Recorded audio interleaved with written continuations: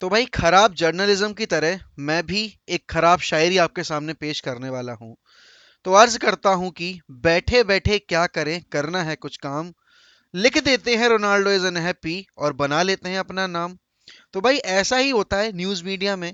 जब भी उनके पास कोई काम नहीं होता है, जब भी उनके पास कोई न्यूज़ नहीं होती है और उनको एक स्टोरी लाइन रन करनी होती है जिससे उन्हें व्यूज़ आए, वापस से वो अट्रैक्शन गेन कर लें, तब Ronaldo wants to leave Manchester United. Ronaldo is unhappy at Manchester United. Ronaldo doesn't believe in Eric Ten Hag's project. Ronaldo doesn't feel like part of the upcoming Eric Ten Hag project.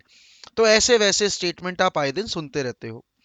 और Ronaldo 4-5 बार खुद बोल चुके हैं that he is eager to work under Eric Ten Hag. Eric Ten Hag 3 बार बोल चुके हैं कि he sees Ronaldo as the crucial player in the lineup and he offers goals. He is the most experienced player, the most complete forward in world football. तो भाई जब इतनी सारी चीजें ऑलरेडी हो चुकी हैं, अभी कोई न्यूज ऐसी नहीं आ रही है, किसी क्लब से कोई लिंक नहीं आ रहा है, क्यों यूनाइटेड और रोनाल्डो के बीच में तनातनी होगी, क्यों रोनाल्डो अनहैप्पी होगा। रोनाल्डो कल, अगर चलो ये तो बहुत ही अनरिलेटेड सा टॉपिक हो गया, बट फिर भी अगर मैं बात करूं यहाँ पे रोनाल्डो के मूड के बारे में, रोनाल्डो की पीआर टीम की तरफ से क्या एक भी स्टेटमेंट ऐसा आया है? रोनाल्डो के एजेंट ने अभी किसी से डील करनी शुरू की है क्या? मैंने हर बार यही बोला है कि एक ट्रांसफर के बीच में ना सिर्फ फाइनेंशियल साइड नहीं देखी जाती, उसमें बहुत सारे अलग एस्पेक्ट्स भी होते हैं। इस साल वर्ल्ड कप होना है, वर्ल्ड कप वाला सिनेरियो अगर मैं हटा भी देता हूं, तो मैं बात करना चाहता हूं कि 3 साल में 3 नई कंट्रीज में खेलना। रोनाल्डो की फैमिली अभी रिसेंटली उनके बच्चे का जन्म हुआ है। वो ऑलरेडी इतने ज्यादा खराब दौर से गुजरे हैं जो भी उनके साथ हुआ था पर्सनल लाइफ में। तो क्या रोनाल्डो और रोनाल्डो की फैमिली हर साल नई जगह शिफ्ट होना अफोर्ड कर सकती है? अफोर्ड इन द सेंस पैसा तो बहुत है, बट नया एटमॉस्फेयर, नए लोग, नया एडजस्टमेंट, फिर आधा टाइम उनको वापस से उस माहौल में एडजस्ट करने में लग जाता है। It is not so easy for a family, it is not, even if you are Ronaldo और Messi, it is not so easy to change club every now and then. Yes, he has to sacrifice his European dream. Yes, he will not be able to play in the Champions League for this season, which is a very big thing for Ronaldo, because Ronaldo is Mr. Champions League. But at the same time, you have to consider all these aspects as well. Now coming back to the World Cup side of it, last year 2018 का world cup भाई season शुरू होने से पहले हुआ था। सब लोग ये कह रहे हैं कि उस टाइम भी रोनाल्डो के युवेंटस से जाने की कोई न्यूज़ नहीं आ रही थी, बट हुआ वो चीज़ ऐसा वैसा, जब वो युवेंटस गया था तब, और जब लास्ट सीजन जब युवेंटस छोड़ रहा था तब। 2018 में जब वो हुआ था, उसने यूसीएल के टाइम ही अनाउंस कर दिया था कि ही is looking for a new challenge. Ronaldo का एक स्टेटमेंट मुझे अभी याद नहीं आ रहा जिसमें उसने एक भी इंटरव्यू में ये बोला हो कि ही विल लीव यूनाइटेड, और he is looking for a new adventure, और he is looking for a new challenge. He is not at present. Things might change, he might leave, but as of now there is no news. A reliable source has not reported Ronaldo is looking to leave Manchester United. Okay, ये मैं clearance देना चाहता था, इसीलिए मैंने video के शुरू में ही बोल दिया। अब बात करते हैं भाई यूनाइटेड और ट्रांसफर रूमर्स की, या फिर ट्रांसफर टारगेट्स की। Antony is looking like a reality now. Antony, yes, the Brazilian winger, Ajax का प्लेयर जो एरिक टेन हैग के अंडर शाइन किया, ही विल फॉर श्योर, अभी as of now as things are looking, will for sure be a part of Eric Ten Hag's project at Manchester United. Now, ये deal हमें cost करेगी 40 million pound. जी हाँ, 40 million pound, ठीक है ना? It's not euros, it's 40 million pound. Antony के लिए कल जब मैं लाइव स्ट्रीम कर भी रहा था, बहुत सारे लोगों ने कहा कि this is a huge chunk of money that we are going to पे।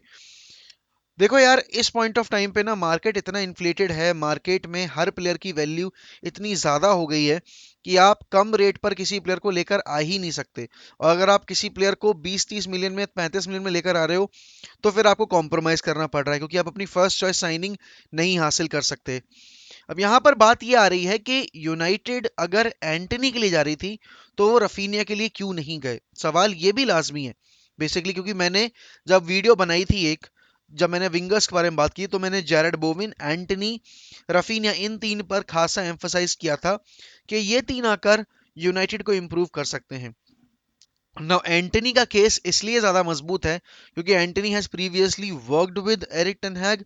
Also, Anthony provides more creativeness, to the United lineup, and he has that habit of linking up well with the defense line. Rafinha is all about attack, attack, attack, which is good thing. अगर आप उसमें Leeds का game देखोगे तो Rafinha doesn't provide that defensive work rate. Anthony, on the other hand, played in a system जहां पर आपको as a unit खेलना था. एरिक टेन हैग की सारी जो टीम रहती हैं, चाहे आप उनकी आयक्स की वो वाली टीम देखो जब वो सेमीफाइनल तक गए थे चैंपियंस लीग की, या उनके पिछले 2 साल की टीम देखो, आपको एक चीज जरूर देखने को मिलेगी. दे डिफेंड एज अ यूनिट. और जब भी कोई भी एक मिसिंग लिंक होता है ना एक ऐसे सेटअप में जहां आप पोजेशन बेस्ड फुटबॉल खेल रहे हो, आप हाई लाइन खेल रहे हो, वहां पर आपके फॉरवर्ड्स का डिफेंसिव वर्क रेट बहुत मैटर करता है. Antony provides that as well. Also Antony can be played on either wings, or also he can be played as a number 10 as well. तो एक वर्सेटैलिटी है यहाँ पर भाई. अब एंटनी के अलावा अगर मैं दूसरे टारगेट की बात करूं तो वो है लिसांद्रो मार्टिनेज. ना लिसांद्रो मार्टिनेज और एंटनी दोनों का केस इस वक्त पे आयक्स के साथ ऐसा है कि अगर राइट बिड आएगी और अगर ऑफर यूनाइटेड की तरफ से दोनों प्लेयर्स का जाएगा तो they will happily let go of both लिसांद्रो Martinez and Antony. लेकिन लिसांद्रो मार्टिनेज के केस में ना कंपटीशन फेस करना पड़ेगा हमें आर्सेनल से. अब देखो बात ये है कि Arteta could go with a 3-5-2 setup जहां पर वो दो सेंटर फॉरवर्ड खिलाएं, मार्टिनेली, और हो सकता है वो एक कोई स्ट्राइकर साइन करें तो उसको उसकी जगह पर खिलाएं. बाकी यूनाइटेड में अगर बात करूं तो यूनाइटेड में आपके फिल जोन्स जाएंगे, एरिक बाई जाएंगे, मोस्ट प्रोबेबली एक्सेल टवांजे भी जाएंगे. रफाल वरान is not a fit player, ये मैं हर वीडियो में बोलता हूँ.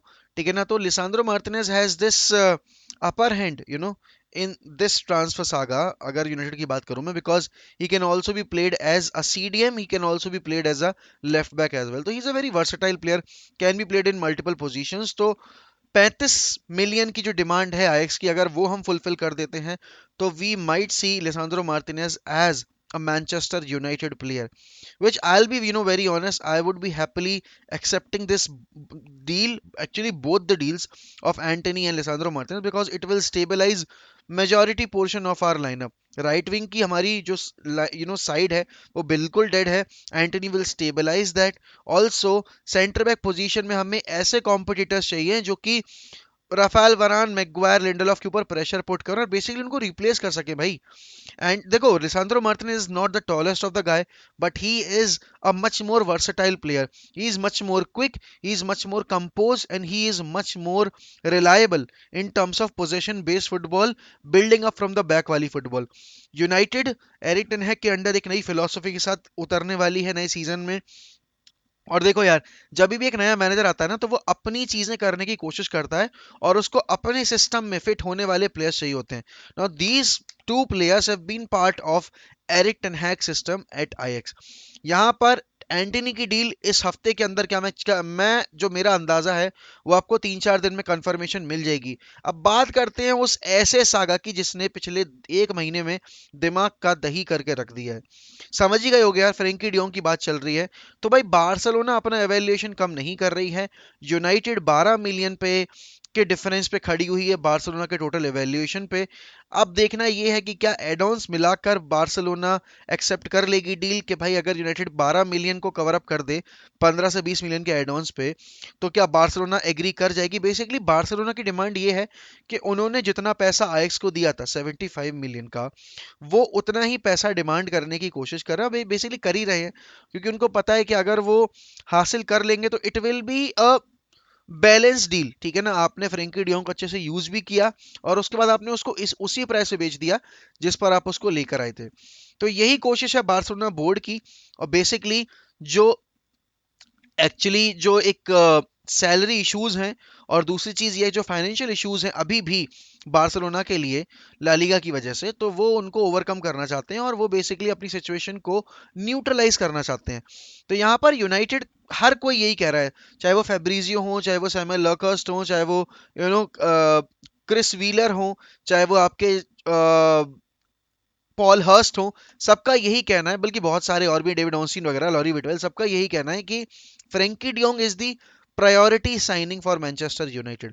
अब देखो, अगर आपकी प्रायोरिटी साइनिंग फ्रेंकी डियोंग है तो आपको थोड़ा पुश करना पड़ेगा खुद को, थोड़ा आपको कॉम्प्रोमाइज भी करना पड़ेगा, लेकिन आपको बार्सिलोना को एक मिडवे डील पे लाना पड़ेगा जहां पर दोनों ही टीम्स एग्री कर पाए एक ऐसी सिचुएशन पे, दोनों जहां दोनों को ही प्रॉफिट हो और दोनों ज्यादा लॉस भी ना झेलें। अब देखो इस पॉइंट ऑफ टाइम पर यूनाइटेड एक ऐसी जगह खड़ी है जहां उनकी ट्रांसफर विंडो अभी तक शुरू भी नहीं हुई है और 6 दिन के अंदर उनका प्री सीजन का जो टूर है वो शुरू होने वाला है। बेसिकली जो उनका कैंप है प्री सीजन का वो शुरू हो जाएगा। तो उससे पहले आप चाहते हो कि डील्स आपकी फाइनलाइज हो जाएं। अब यहाँ पर ना सबसे बड़ा जो एक मुद्दा आता है वो होता है प्रोजेक्ट प्रेजेंटेशन का। हम देख रहे हैं कि आर्सेनल के पास भी यूरोपा है, लेकिन आर्सेनल का प्रोजेक्ट प्रेजेंटेशन अभी तक as of now is very good.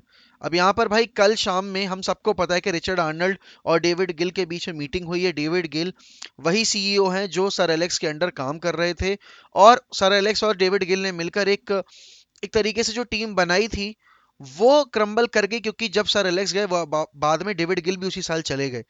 अब यहाँ पर कल रिचर्ड आर्नल्ड ने डेविड गिल से मुलाकात की है। अपने पूरे टेन्योर में एड वुडवर्ड ने कभी भी डेविड गिल का ओपिनियन नहीं लिया, डेविड गिल का सजेशन नहीं लिया। Richard Arnold is trying to change all of that working culture at United, and it is so very important, for United to overcome those demons of the past. Demons, as if I'm saying, is Woodward की हरकतें plus Glazers का जो जो एक काम करने का तरीका है। अब जैसे वो 11 मिलियन डिविडेंड्स निकाल रहे हैं। अब भाई अगर आप एक अपने क्लब से 11 मिलियन का डिविडेंड निकाल रहे हो तो आप क्लब की जो फाइनेंशियल सिचुएशन है उसको और वर्सन अप कर रहे हो। क्यों? क्योंकि आपके पास इस बार चैंपियंस लीग नहीं है। तो आपका जो रेवेन्यू जनरेशन है वो आपका ठीक आधा हो जाता है जब आप यूरोपा में जाते हो। एक तो आप कोई ट्रॉफी नहीं जीते हो तो आपको ट्रॉफी का कोई बोनस नहीं मिल रहा है, प्लस आपके पास मेजॉर जो मेजर यूरोपियन कंपटीशन है वो भी नहीं है, तो वहां भी एक इशू है। गैरी नेवल ने एक स्टेटमेंट दिया कल कि ग्लेजर्स को एटलीस्ट 3 साल के लिए अभी डिविडेंड्स नहीं लेने चाहिए एंड एक पिटीशन साइन होनी चाहिए। बेसिकली सारे जो बोर्ड मेंबर्स हैं उनको ये चीज रियलाइज होनी चाहिए कि इस पॉइंट ऑफ टाइम पर यूनाइटेड को कितनी ज्यादा जरूरत है उन 11 मिलियन की। क्योंकि भाई देखो ऐसा है कि बूंद बूंद से सागर भरता है। अभी इस पॉइंट ऑफ टाइम पे हर एक पेनी इंपॉर्टेंट है यूनाइटेड के साइनिंग बजट के लिए। अब हम सबको पता है कि 200 मिलियन का बजट प्रॉमिस किया गया है एरिक टेनहैग को, बट उस 200 मिलियन के बजट को किस तरीके से यूज करना है ये बहुत बड़ा मुद्दा है। अब सोचो अगर हम 200 मिलियन यूरोज, ठीक है ना, अब 200 मिलियन यूरोज में आपके 60 मिलियन चले गए आपके एंटनी के लिए, यूरोज की बात कर रहा हूं मैं। आपके 75 मिलियन चले गए आपके, लेट्स से 80 मिलियन चले गए आपके फ्रेंकी डियोंग के लिए। 140 मिलियन ऑलरेडी आप खर्च कर चुके हो। बचे हुए 60 मिलियन में आपको एक स्ट्राइकर भी चाहिए, आपको एक मिडफील्डर और चाहिए नंबर 6 की पोजीशन पे, प्लस आपको एक लेट्स से सेंटर बैक भी चाहिए। क्या 3 साइनिंग आपकी हो जाएंगी? फिर आपको करना पड़ेगा कॉम्प्रोमाइज। अब यहाँ पर रिचर्ड आर्नल्ड की जो मीटिंग हुई है डेविड गिल से वो बेसिकली इसी बारे में हुई है कि कैसे वो एक तरीके से एक वर्किंग एटमोसफियर डेवलप कर पाए जहां ट्रांसफर स्ट्रक्चर सही से वर्क करे। हम सबको पता है डेविड डेविड गिल के अंडर हमने बहुत सारे बेवकूफी वाले डिसीजंस भी लिए, जहां हमने बेबे वगैरह को साइन किया था, बटनर वगैरह को हमने प्रमोट किया था, ये सब हरकतें हुई थी। उसके साथ ही साथ डेविड गिल ने कुछ ऐसी साइनिंग्स भी की जो ओवर द इयर्स हमें काफी मदद देकर गई। उसमें पहला नाम आता है रॉबिन वैन पर्सी का। ये पुल पावर उस टाइम पे सर एलेक्स की वजह से भी पॉसिबल थी। प्लस उस पॉइंट ऑफ टाइम पे जो एक प्रोजेक्ट प्रेजेंटेशन होती है वो मैनेजर और जो आपका सीईओ होता है वो मिलकर एक तरीके से डिसाइड करता है कि उसको कैसे प्लेयर को अप्रोच करना है, क्या तरीका रहेगा, आप कैसे परस्यू कर सकते हो। एक बहुत ही फेमस इंसिडेंट है, मैं बताना चाहता हूँ कि जब 2008 में एरन रामजी कार्डिफ से एक नए क्लब में आना चाह रहे थे तो यूनाइटेड और Arsenal were the two interested clubs. अब यूनाइटेड में जब एरन रामजी आ रहे थे तो एरन रामजी को जो स्टेडियम टूर था, जो अकेडमी जो आपका ट्रेनिंग पिच का टूर रहता है, आपको उनका रोल कैसे एक्सप्लेन किया गया वो सारा कुछ सर एलेक्स ने नहीं किया। Because sir Alex was on holiday, वो कहीं गए हुए थे and Mick Phelan took the charge और मिक फीलन ने वो चीज एक्सप्लेन की। अब यहाँ पर एरन रैमजी को और उनके फैमिली को थोड़ा ये लगा कि if they really want me and if they really want to work with me, I think manager से अगर मुझे पता चलता कि मेरा रोल क्या रहेगा, मैं कैसे यूज किया जाऊंगा फर्स्ट टीम 11 में, मुझे कितना गेम टाइम मिलेगा, तो ज्यादा सही रहता। अगले दिन उनकी मीटिंग थी, बेसिकली 3-4 दिन बाद मीटिंग थी उनकी आर्सन वेंगर से। अच्छा, आर्सन वेंगर उस टाइम पे स्विट्जरलैंड में थे। स्विट्जरलैंड में वो क्योंकि एक यूरोपियन कंपटीशन के फाइनल्स में एज अ पंडित होस्ट कर रहे थे उस कंपटीशन को, तो भाई आर्सेनल ने टिकट्स बुक कराए एरन रैमजी के और उनको स्विट्जरलैंड भेजा आर्सेन वेंगर से मिलने। वहां आर्सेन वेंगर ने उनको एक्सप्लेन किया प्रोजेक्ट अच्छे से और उनको ये चीज रियलाइज करवाई कि how important he feels Aaron Ramsey is going to be at Arsenal. और ये जो कन्विक्शन पावर थी आर्सेन वेंगर की, इसी ने कहीं कहीं ना कहीं परस्यू किया एरन रैमजी को टुवर्ड्स आर्सेनल। ऑब्वियस सी बात है, सैलरीज वगैरह मैटर करती हैं, लेकिन एक प्लेयर के लिए बहुत इंपॉर्टेंट रहता है कि उसका मैनेजर जिस टीम के लिए वो जा रहा है वो कितना उसको लाने के लिए उत्सुक है, वो कितना उसको लाने के लिए रेडी है। तो ये एक मेजर फैक्टर रहता है किसी भी साइनिंग के लिए, और कुछ यही करना पड़ेगा यूनाइटेड को बेसिकली, बेटर प्रोजेक्ट प्रेजेंटेशन। तो भाई मुझे पता है कि 16 मिनट तक वीडियो एक्सटेंड हो गई है, बट टॉपिक ही ऐसा था कि ये सारी चीजें डिस्कस करनी थी। अगर आप एंड तक आ गए हैं तो बहुत बहुत शुक्रिया आपका। Don't forget to like this video, comment down below how excited you are about this Antony deal. आपको क्या लगता है कि फ्रेंकी डियोंग की डील होगी या नहीं? और मुझे प्लीज कमेंट सेक्शन में जरूर बताइएगा कि आप अपने तरफ से वीडियो किस टॉपिक पे चाहते हो इस चैनल के ऊपर। Also thank you so much, we are very close to 25K। If you are new to this channel, don't forget to subscribe to 1MEFC। तब तक के लिए गुड बाय, टेक केयर।